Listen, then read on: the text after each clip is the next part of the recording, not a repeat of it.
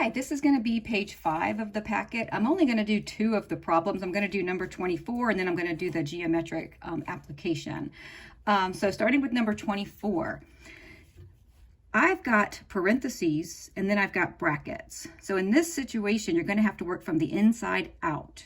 So I need to get rid of these parentheses first by using the distributive property. So I need to distribute this -5 that's right in front of the parentheses. I need to distribute that to both of those terms inside. So I'm going to copy and paste everything else and then distribute that -5. So I'm going to start with 4b, open the bracket, 2a squared. So now I'm going to do my new math. So -5 times 3 is a -15ab. Now a -5 times a -2b squared would be a positive 10b squared. And since the bracket just closed, I'm going to close it right here, and then I'll copy and paste the plus 29ab squared. Try to remember that brackets are just a second set of parentheses. They could have put parentheses instead of the brackets if they wanted to. They mean the same thing. All right, so now I need to take this 4b and distribute it to all 3 terms inside of the brackets. So this 4b times the 2a squared is going to be 8, and I'll keep it alphabetical. So that a squared I'm going to put first, and then that b I'm going to put right here, because you want to try to keep those alphabetical.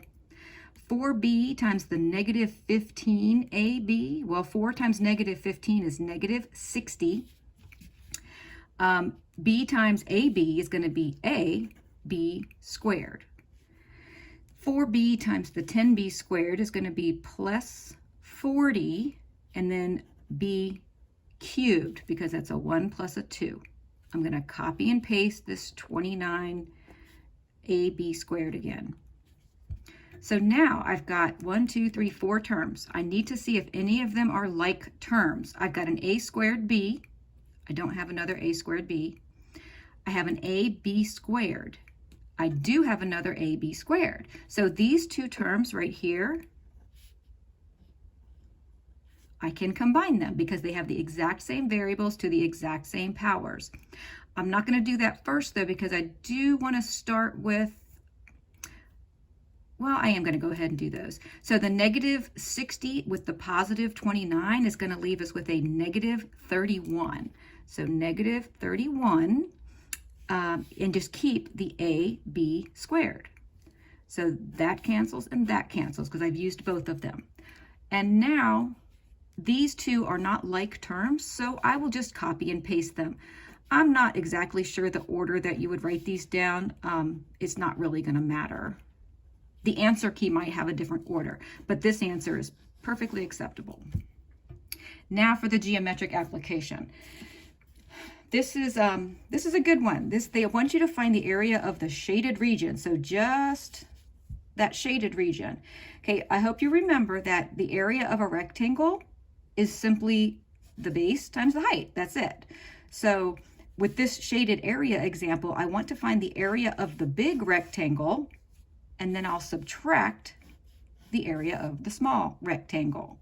So I'm going to take this big rectangle, which has 8x minus 1 as one dimension and 6x as the other, and then I'm going to subtract this smaller rectangle, which has 5x plus 3 and then a 2x as its dimensions.